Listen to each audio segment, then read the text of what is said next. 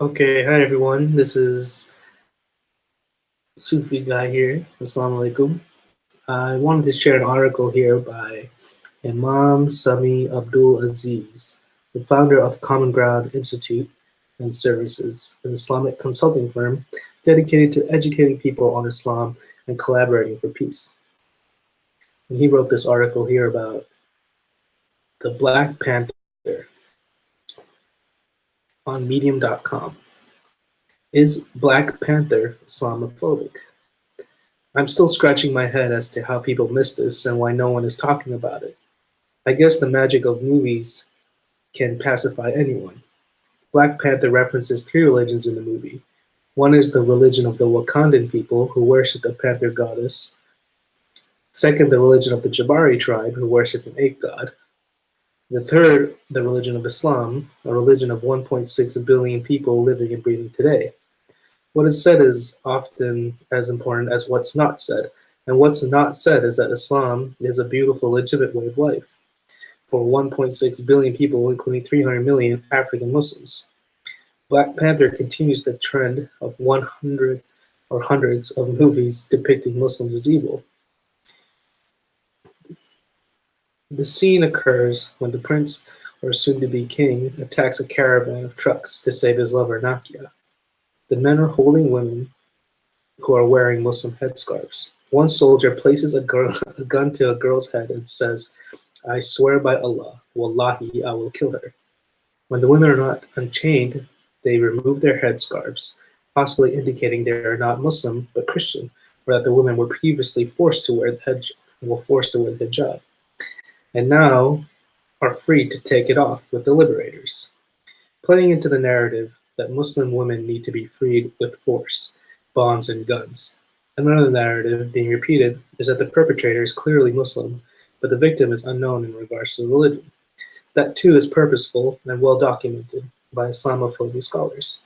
The fact is, the vast majority of victims of terrorism are Muslim. Some have dismissed the Islamophobia charge by stating that this scene is a depiction of Boko Haram, a Muslim terrorist group in Nigeria that has arguably killed and kidnapped more Muslims than Christians. If that was the purpose, it should have been made extremely clear. A counter narrative should have been added, with the same phrase being used positively or normally as it is really used by hundreds of millions of Muslims around the world. What is unsaid is just as important as what is said.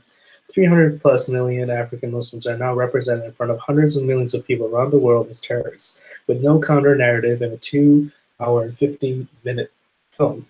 An everyday Arabic Islamic term has now been added to the list of terrorist terms we associate with Islam alongside Allahu Akbar, Jihad, and Sharia. Why does a movie that elevates black people depict one of their religions in such a negative light? As beautiful as the movie is in providing hope for a better future for black people, that future does not include Islam. And he references here an article by Faisal Qatti on Middle East Eye, which I pulled up here. Let's see what he has to say. "Wallahi, by God, I will shoot her right now," says the man, obviously Muslim, from his Middle Eastern headgear as he places a gun to a girl's head. Without spoiling the movie Black Panther for those who have not seen it yet, this is a part of a scene in which the soon-to-be king attacks a convoy of trucks carrying abducted women. The women are all wearing hijab against their will. As soon as the girls are liberated, they remove their headscarves. This scene inadvertently reinforces what colonial study experts, such as University of Toronto professor Shireen Razak, called the stereotypes of the barbaric Muslim man oppressing Muslim women, imperiled and non-Muslim. Unintentional boost to Islamophobia. The Black Panther is a great movie. The glowing reviews and box office collections confirm this.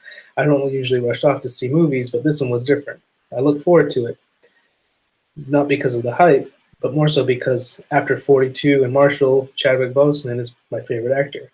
I hate to rain on the parade, but it's hard to remain silent in the face of this not so subtle, but I can only assume unintentional boost to Islamophobia. I don't expect only positive portrayals of Muslims in movies because that would be false. And I'm not claiming that the movie bashes Islam, but it does contribute to and reinforce the poor and stereotypical views of Islam and Muslims. At the risk of sounding insensitive to the longing of the black community for a worthy portrayal, this movie joins many others in normalizing a stereotypical depiction of Muslims. As Sami Aziz, the Muslim chaplain at Wesleyan University, notes, Black Panther continues the trend of hundreds of movies depicting Muslims as evil, bloodthirsty sexual predators in classic Hollywood fashion. The bad guys are Muslims again. There are three religions portrayed in this movie. Two are fictitious, while the third is Islam. As a keen observer of international affairs, it was clear to me that the scene above was a reference to Boko Haram, the terrorist group sullying Islam and wreaking havoc, especially in Nigeria. The scene is undoubtedly one depicting the freeing girls, many Christian, kidnapped by Boko Haram. I too would root for the Black Panther in such a show. Unfortunately, my fellow moviegoers in Indiana and I are pretty sure many, even in Toronto, did not walk away thinking that these were bad Muslims. I highly doubt many thought about the vast majority of Muslims who oppose the actions of these thugs. The problem is that this scene plays into the prevalent negative narrative of Muslims as bad because there's no obviously good Muslim. In the first few minutes of the movie, the perpetrators are Muslims while the identities of the victims are not clear. The victims may be Muslim, non-Muslim. If the victims are non-Muslims or Muslims who are removing their hijabs because they are forced to wear it, then this is understandable. Yet the fact remains that the perpetrators are Muslim.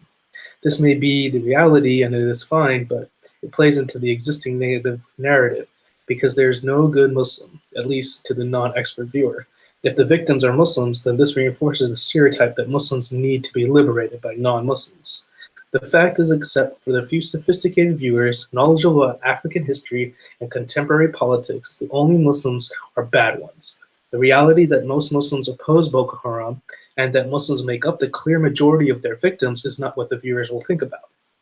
Empowering the marginalized. As the late Jack Shaheen, author of Real Bad Arabs, the TV Arab and Arab and Muslim stereotyping in American popular culture, used to ask, what impressions will this leave children with? This is not meant to take away from the much-needed boost that the film provides to embattled Black communities. I'm all for the amazing things the movie will do for Black brothers and sisters in our society. But empowering and giving agency to one marginalized segment does not have to come at the expense of another. The negative narrative, the association with the Arabic phrase wallahi, and the scene of liberation may be neutral, or it may be simply to reinforce some of the worst stereotypes of Islam and Muslims without providing an alternative narrative. This was unnecessary because it did not add anything of significance to the story.